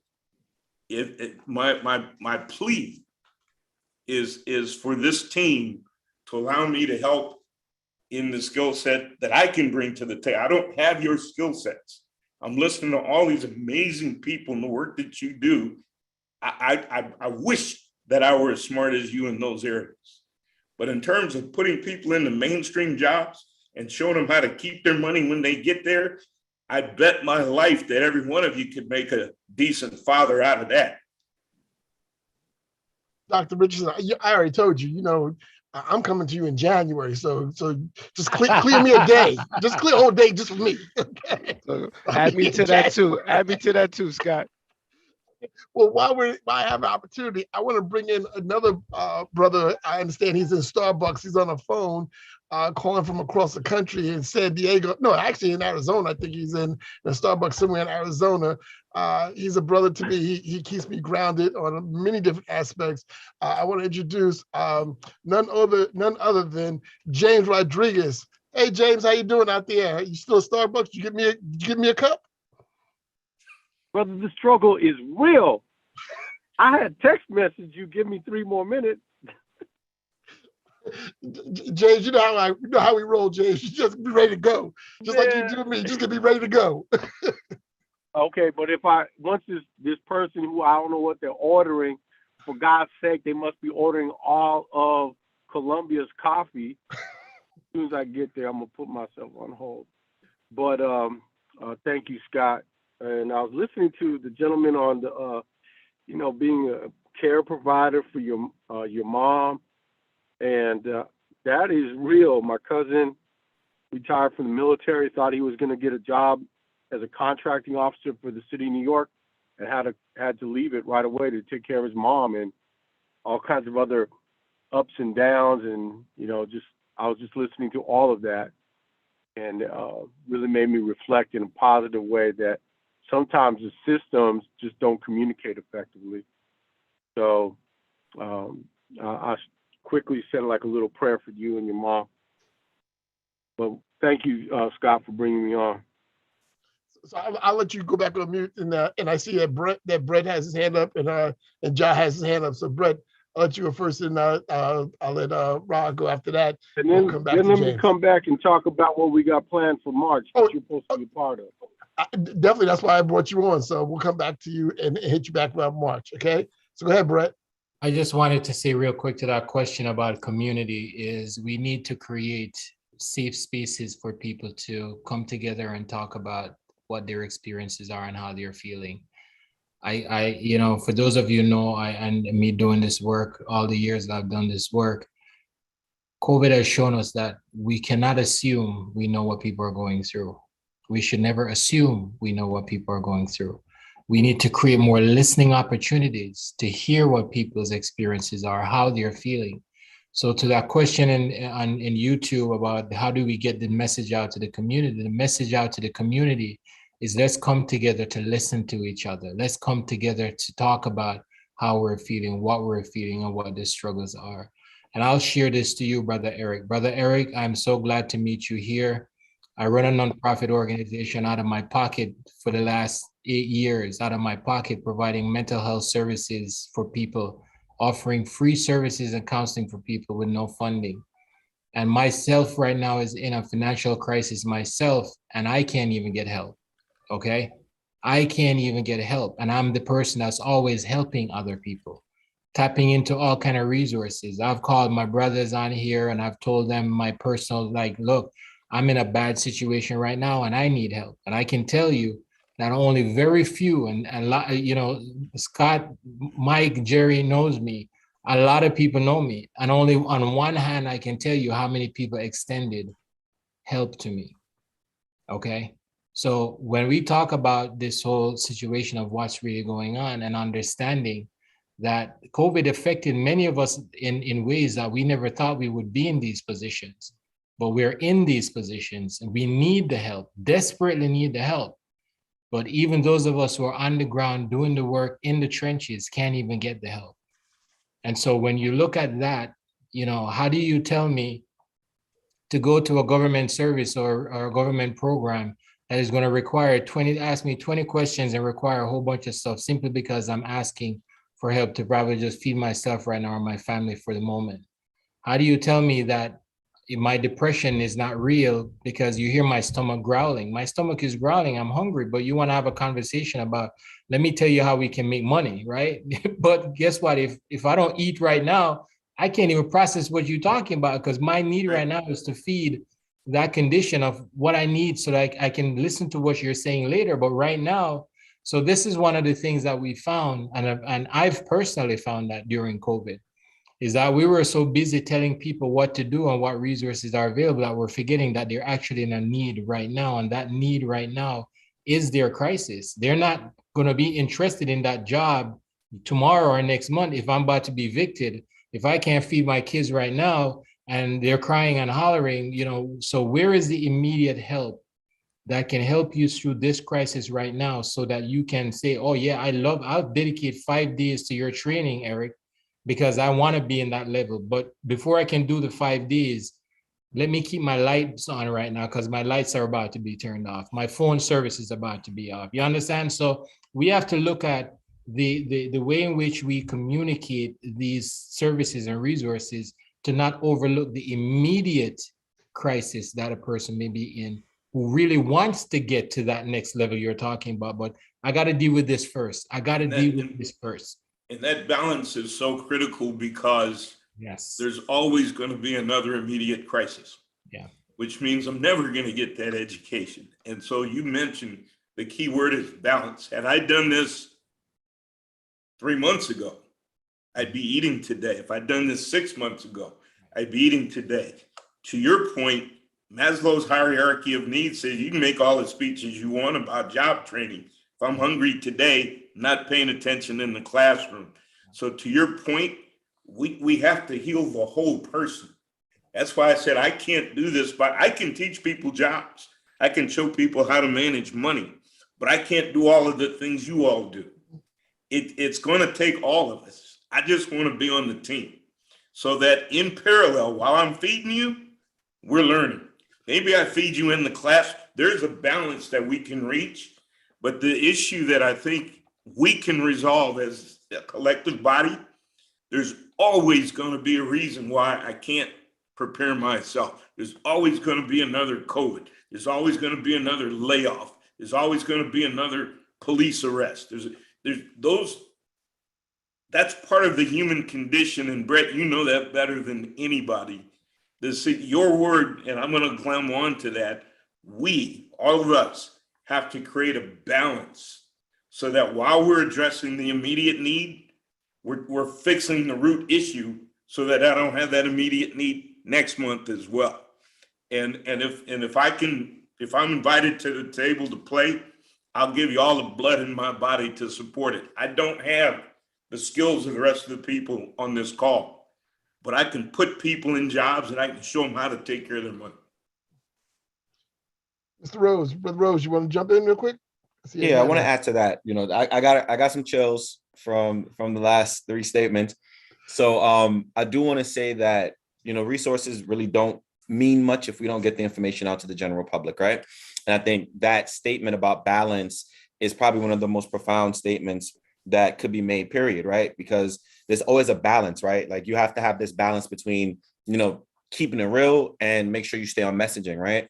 You have to have this balance between innovation and keeping it simple. You have to have this balance between being able to walk in an individual's shoes without removing yourself from the notion that, we have to make sure that we stay in a very specific lane to make sure that we're not providing information that we should not be providing. All those things being consistent. For me personally, the notion is to consistently always provide different avenues for access. And I think that was stated before in the sense of just because this was the way that we did it this year, if we realize that we didn't reach enough people this year, there has to be another way for us to be able to do it next year, learning from the mistakes that we made last year, right? So that notion of always stepping it up, that notion of approaching it with some sense of courage, and that notion of always finding a means to be able to reach people. And one of the things that Brother Diverse mentioned that I always want to keep with me is that as you get higher in the sense of responsibility in any agency or organization, you have to be able to cut through the bureaucracy, right? Be able to kind of slice through the things that may have impeded you before. That being the case, putting yourself into those spaces where you found the ceiling when you were trying to get to a space that somebody else is trying to get to now, and breaking through that ceiling may make it a little bit easier in the space of reaching and getting information out to people. Because for me personally, I know that there was a time where I had a hard time listening. And then having a hard time listening, somebody had a conversation with me on the basketball court. They took me to school on the court. And after that, we were able to have a conversation regarding, what they wanted me to open up and speak about. So me understanding that being a space to an avenue to be able to reach people, we created CCRB Courtside, right? Where we could literally come onto a basketball court, go to a game, and give and provide information to individuals in a space where they may feel a little bit more relaxed. We have the CCRB Barbershop and salon tours where we'll physically go into these spaces, barbershop, salons, and have a candid conversation about policing. And we know conversations that happen in the barbershop stay in the barbershop, right? So we could be candid in those spaces, have those conversations, and meet individuals where they're at. Nonetheless, the overall notion is that we don't stop at walking into a school and providing information. We have to take into consideration where other people are in addition to schools, after school programs, and other spaces as well, in order to provide that information, and using additional resources like social media, programs like this, connecting with our community validators and other acts and other spaces where individuals get information. So, in response, my job, my responsibility, my passion is outreach. And that being the case, I want to make sure that in providing information, we're getting it to as many people as possible by being in as many spaces as possible, so individuals are able to see us. That level of exposure hopefully will be a space where, if I didn't need it before and it comes into a space, just because I came in contact with this individual, I know that I now have this resource. And I think for all organizations, for all agencies, that space, whether you create it or you find it or you walk into it, is a space that we could always use to better transfer and provide information to the public. Thanks, Rob. Because of time frame, and we're getting ready to wrap up, I really appreciate everybody's hanging in there. I want to do two things that are really important. One, I want to, I don't know if James has gotten through the Starbucks and got his coffee. He want to come back on. Yeah, I got through it. Okay, so James, let me go to you, and then I'm gonna come back, and I want to start wrapping up with the group. So go ahead, James. A lot of great things I was just listening to, even though they didn't get my order right.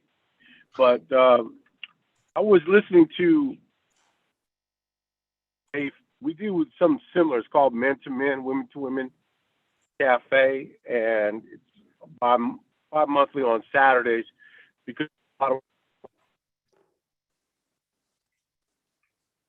I think we lost James. However, oh, there you go. No, I'm still here.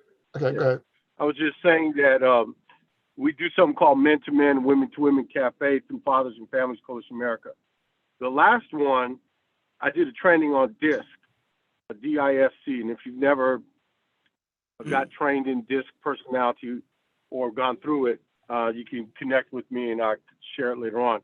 However, what I took away from that were how so many of these helping professionals needed some space to help themselves to even, one, identify their previous struggles and the adversities that they've gone through, as well as how can they take that information to really expand their abilities. And after the training, 3 people called and 2 couples, and I felt like, okay, I thought we were done on Saturday for quick hour training, but it resonated with them so much that they felt like I really need to open the window to my soul. And this little block of time for an hour, hour and a half, whatever it was just not suffice. So I think that that's one of the strengths coming in and out of the New York City barbershop, is like it's a place where the window for your soul can open up, as well as learn and gain information and resources. So I really wanted to just say, as you go out in 2021, that from an outside perspective is very powerful. And I appreciate you, Scott, and all the other people who do the administrative piece of it to support the operations of the barbershop, because you never know if that 2 or 3 people who will call you later on, you could change their lives in a very positive way. And it may not seem like, how am I going to do that? But just listening and being able to share what's on my soul versus just going through a conference. And I love what someone said, like you could go to a conference, and one of our fathers who went through it, who's one of my trainers now, he said, what I really love is that you don't end in the what next. because most of us going in and out of foster care system, we leave because you as professionals leave us as what next? You never come back to get us to the next. And I think that that's something that you could applaud yourself, that this is a continuum where you're creating community in spite of a pandemic. So I just want to share that with you, Scott. That's mostly for you, just to take on that you're doing such a phenomenal job and you're really blessing people through this platform. Thank you, James. And I'll send that $1.25 for the next drink. Yeah, I'll sell you. Okay. So, brother, you did not understand my Puerto Rican New York accent. I specifically said black iced tea, 3 Splendors. What did they give me? Green iced tea. I almost wanted just to dump it. So thank you. James is having a national conference in March out in LA. I know I'm responsible. I have a workshop that I'm going to be working with some of my colleagues from around the country on that I've been meeting with and talking about. It's going to be really interesting. There's a lot of different components. So James, you want to give them the website and how to log into WOVO so that they can be part of that? Well, if you sign up before the end of the month virtually, go to this conference, there's a discount promotion that saves you 30% or 15%. But you go to just Google Fathers and Families Coalition of America, and it'll pop up. There's all the menu labels. Look at conference, go through it. Like one of the areas that we're going to be doing, Nurturing Fathers, a curriculum program, you can get certified as one of the trainers for it. And the founder, Mark Perlman, has cut his costs in half for anyone that goes and wants to get trained in his curriculum. I think that's what I'm talking about, creating relationships and creating community like you're doing. Mark is doing that because of relationship with me, well, other people benefit from it. That you can save in resources so that you can then go give what you learn and share it with other people and increase their capacity individually and professionally. And a mental health first aid and a leadership training and advanced practitioner, and we've got a phenomenal layout of strands, whether it's mental health, parents in the classroom, engaging fathers.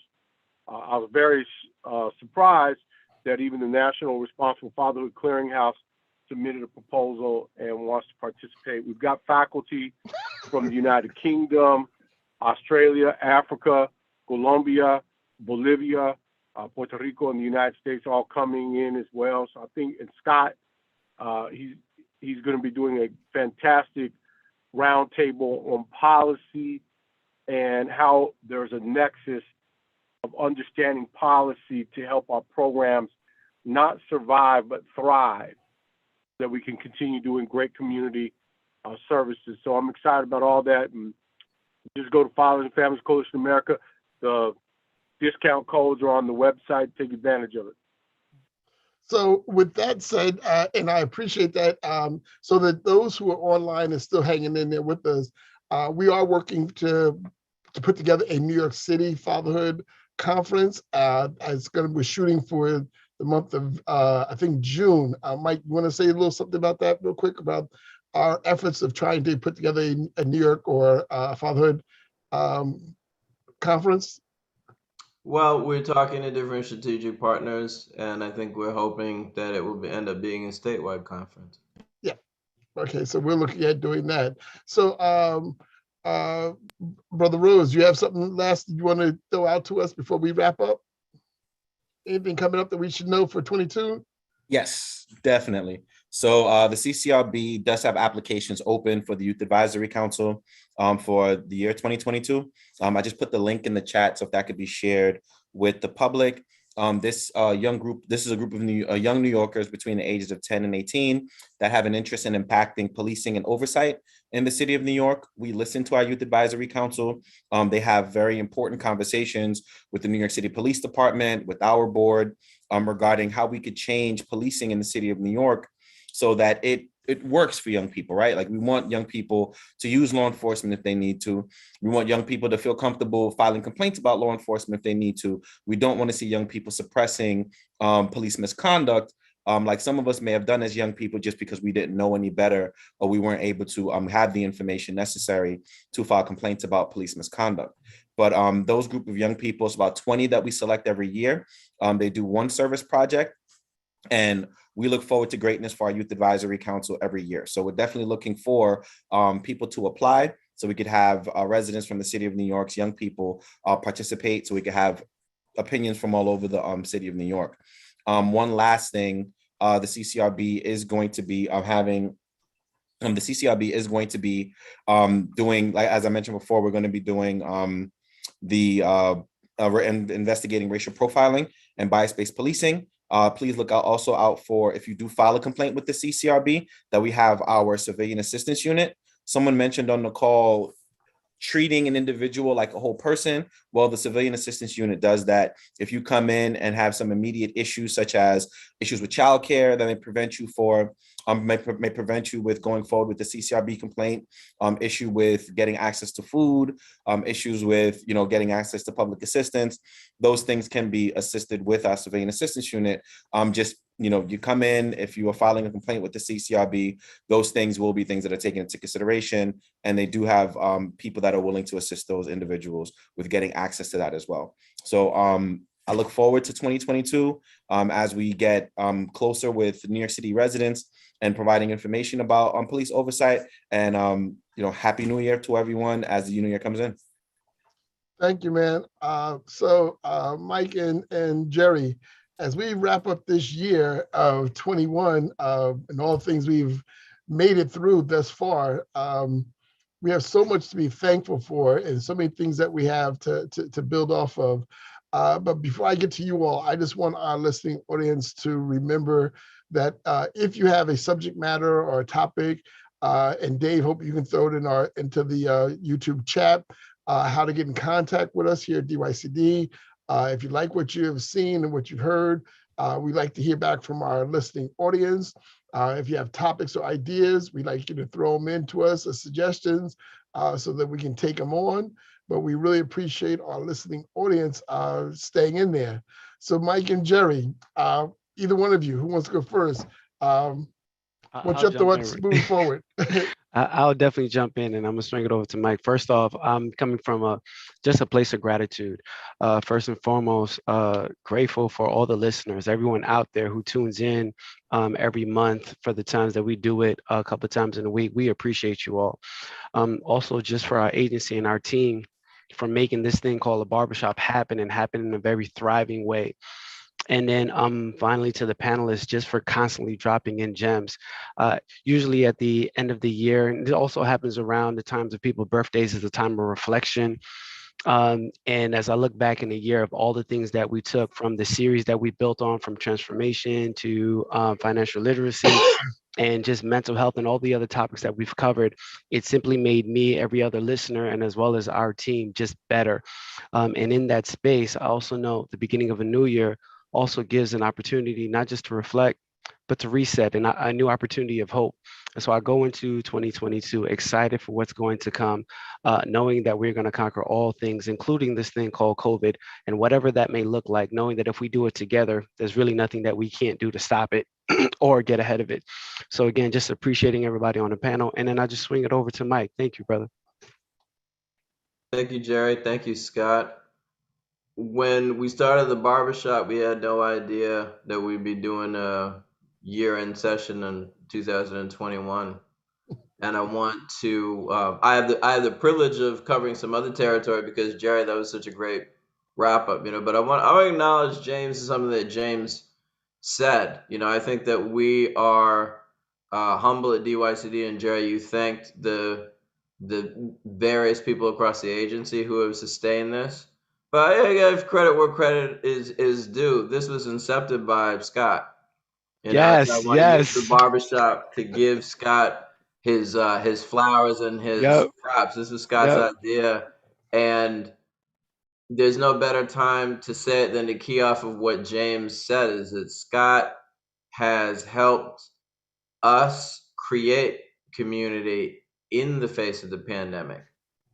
So maybe we initially sought to provide resources and an outlet for people, because there was not only the pandemic and the quarantine. I remind people periodically, there was the curfew last summer in New York City, and said, well, if people are supposed to be, at home instead of out in the streets, let's do this in the evening, and let's try to find something positive and constructive to talk about. And look where we've all come together. We have people that have been following this for a while, and we try to make it such that even if this is the very first barbershop talk session you're checking in on, hopefully we've added some value. So I want to give a special thanks and acknowledgement to Scott Leach for that, Jerry, David behind the scenes, everyone else who is behind the scenes. We have acknowledged periodically, but again, many staff across DYCD, a lot of people that are floating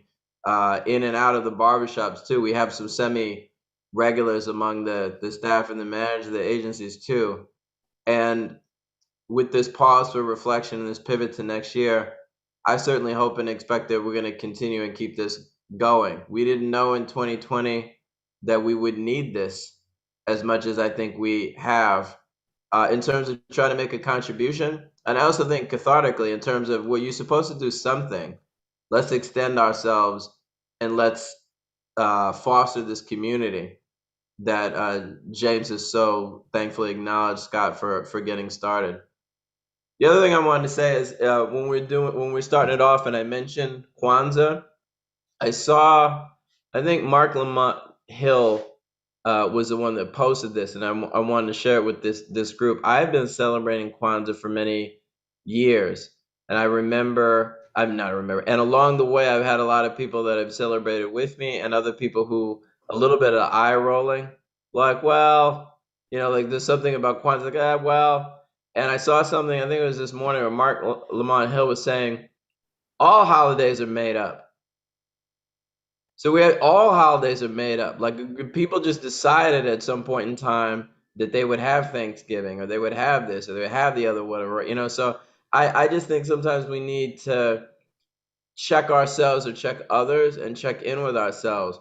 And since I've found Kwanzaa something that's affirming for me, for my family, certainly my daughter now, I brought it, to her school. My wife and I both have gone several years in a row to school, have the whole class, all race, all gender, whatever, recognize Kwanzaa.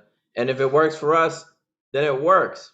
If it's healthy, if it's affirming, so we've talked at different points all year about looking at the sources of information and looking at the fruits, that are born by people who give us information. And I thought his comment was really helpful too, because sometimes we not only have to create our information, but we have to create our own structures that to support where we're trying to go.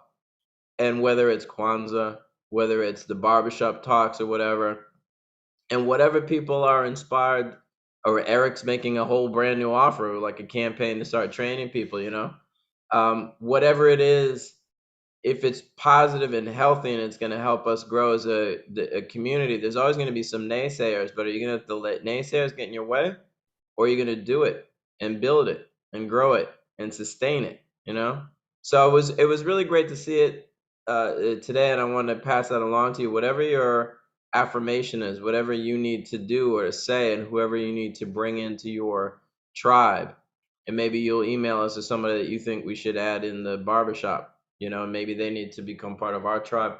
Let's just do it, and we can deal with the naysayers, but let's spend more energy on affirming ourselves. So I feel affirmed listening to what other people have said this evening, and I look forward to 2022. We're going to be off to maybe a rough start with different variants of coronavirus and different other challenges that are going to present, and economically and politically and all of that. But if we keep building and we keep connecting, then we're going to be okay. So that's what I got from my end. I'll kick it back to Scott. Thanks, Mike. As normal, as I do my closing sequility, I just want to say to all of our fans out there in the barbershop world, just for the next couple of days as the year ends, just take a real moment and reflect back on what's happened over these last years or these last months. Many of us have lost great people in our lives. Many of us have not been able to travel to see many of our family members. I want everybody to just take a moment and pause and just do some self-reflection about how you want to be for 2022. What are some of the goals that you have planned? Even if you get a chance to sit down and develop a vision board for yourself of what you want for 2022. But we also have to take time and meditate, as Brett has talked to me about, finding some wellness within yourself. We can always get overwhelmed. And once again, no matter who we are or where we're at, we're all just human beings. At the end of the day, we all have blood. We all put our pants on one leg at a time, and we're all human. And don't look at titles. Sometimes just reach out to people and ask them, how are you doing? Make yourself available for somebody to be able to be vulnerable, maybe to you. You might be the first person who's ever allowed them to be vulnerable, to be able to let the pressure off themselves. We have enough pressure in life that we have to deal with. We should not have to always carry that baggage alone. One thing we want to do here is at the barbershop, we want to be able to give it a place where we can take some of the load off our shoulders, be able to help pass it around, look for help and services. What I've always told people many times, if you have a nickel and I have a nickel, we have a dime together. As Eric has said before, you don't have to figure out how to do it alone. We as men, as older men right now, and we are getting ready to be the senior class, as we get ready to pass it on to the next younger generation below us, we have to help them to understand that it's okay to ask for help. It's okay not to be able to stand on top of the mountain by yourself and think that you have accomplished it by yourself. It's okay to ask and have a lending hand. You never know when that lending hand has to be passed down to you. So we want to be able to reach out to each other, especially our younger brothers that are coming up, those who are in the category maybe in their 20s or 30s that are just coming into really the next fold. They're going to be the next generation taking care of us. We have to be able to help plant some seeds in them that we can be a stronger country overall. Now, this is where we talk about really about building back a better America, because we have to take one step at a time and look at everybody and lend a helping hand wherever you may be, whoever you may be in contact with. So as we sign off, look forward to 2022. We have some new things that are going to come up in the barbershop. We hopefully have some new looks that are happening. We have some new sounds that we're going to be doing. Once again, we're always looking for some exciting information that we should be talking about. And once again, if you think there's something that should be talked about in this barbershop, or you think that you have something to say, email us over here at DYCD and let us see what's happening, or give us an idea where we can help spread the love. With that said, I'm going to say good night to everybody and signing off, and I'll see you next year. God bless.